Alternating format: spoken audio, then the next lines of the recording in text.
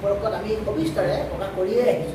আজি পুনৰবাৰ আমি কৈছোঁ যে অজিত মেধিৰ দৰে কোনো ভুৱা অনুসূচিত প্ৰমাণপত্ৰ লৈ চাকৰি কৰি থকা ব্যক্তিক ৰেহাই দিয়া নহ'ব। কঠোৰৰ পৰা কঠোৰতম ব্যৱস্থা ল'ব লাগিব। আমি সমানে কৰিম। ইয়াতে আমি আইন আদালত চৰকাৰী বিভাগৰ জৰিয়তে আমি ন্যায়সংগতভাৱে কামবিলাক কৰিম। আনহাতে সন্মানীয় সংবাদ মাধ্যমৰ জৰিয়তে সমাজত তেওঁলোকক চিনাকি কৰি দিয়াৰ উদ্দেশ্যেৰে আমি সংবাদ মেল অনুষ্ঠিত কৰা বা বাবাদে প্ৰচাৰ কৰা কাম কৰিম।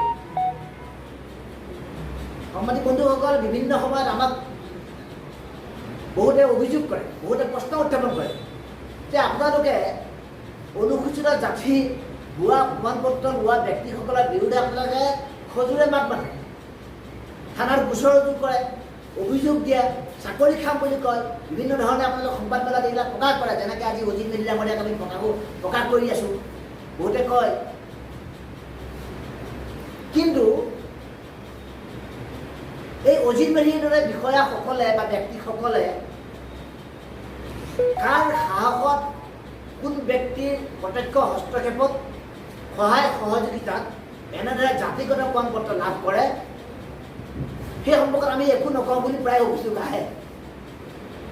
মানে সাংবাদিক বন্ধুসকল, আমি অনুসূচিত জাতি যুৱস্ত পৰিষদে আমি দুয়োটা পক্ষকে আমি দোষী বুলি ভাবোঁ, সমানে দোষী। অজিত মেধিয়ে অনুসূচিত জাতিৰ ভুৱা প্ৰমাণপত্ৰ সংগ্ৰহ কৰি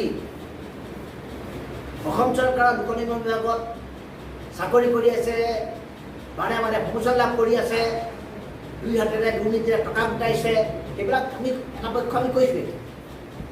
আজি আকৌ এই কথাটো আমি ক'ব বিচাৰিছোঁ যে অজিত মেধি নামৰ ব্যক্তিগৰাকী কোনবিলাক মানুহে প্ৰমাণপত্ৰ যোগান ধৰে, এই সম্পৰ্কতো আমি কিছু সবিস্তাৰ তথ্য পাতি প্ৰকাশ কৰিব বিচাৰিছোঁ। প্ৰথমৰ পৰা আৰম্ভ কৰিব বিচাৰিছোঁ। এইজন শ্ৰী পৰমা দাস, এখেতৰ ঘৰ কামৰূপ জিলাৰ হাজো থানা আৰু ৰামদিয়া মৌজা অন্তৰ্গত মাজৰগুৰি নামপাৰা গাঁও। এখেত এই ভুৱা অনুসূচিত জাতিৰ প্ৰমাণপত্ৰ লোৱা ব্যক্তি অজিত মেধিৰ বাল্য বন্ধু। একেখন গাঁৱৰে দুইজন জন্মস্থান আৰু দুইজন যেতিয়া বাল্য বন্ধু, দুইজনৰ মাজত সৌহাৰ্দ্যপূৰ্ণ আৰু খুব ভাল সম্পৰ্ক আছে। আৰু এখেত পৰমা দাস অসম অনুসূচিত জাতি পৰিষদৰ সেই ৰামদিয়া আঞ্চলিকৰ সম্পাদকৰ দায়িত্বত আছিলে। ন্যায় আৰু সবলীকৰণ মন্ত্ৰীক আমি অৱগত কৰিম। আমি এই বিষয়টো যিহেতু অজিত মেধি ডাঙৰীয়া কামৰূপ গ্ৰাম্য জিলাৰ অন্তৰ্গত এগৰাকী বাসিন্দা, গ্ৰাম্য জিলাৰ উপায়ুক্ত ডাঙৰীয়াক আমি অৱগত কৰিম। তেখেতৰ কৰ্মস্থান যিহেতুকে শোণিতপুৰ জিলা উপায়ুক্তক আমি অৱগত কৰিম। তেজপুৰ সদৰ থানাত আমি গোচৰ ৰুজু কৰিম। আৰু আমি লগে লগে কামৰূপৰ ৰামদিয়া, তেখেতৰ জন্মস্থান, অজিত মেধিৰ জন্মস্থান কামৰূপৰ ৰামদিয়া, হাজোত যদি সংবাদ মেল অনুষ্ঠিত কৰি সৰ্বসাধাৰণ জনসাধাৰণক এনেকুৱা ভদ্ৰলোকৰ মুখাবিলাক আমি খুলি দিম। আৰু তেখেতৰ যি কৰ্মস্থান শোণিতপুৰ জিলাৰ তেজপুৰ সদৰত থকা তেজপুৰ পথ চক্ৰ বিষয়াৰ কাৰ্যালয় সন্মুখত আমি ধৰ্ণা দিম।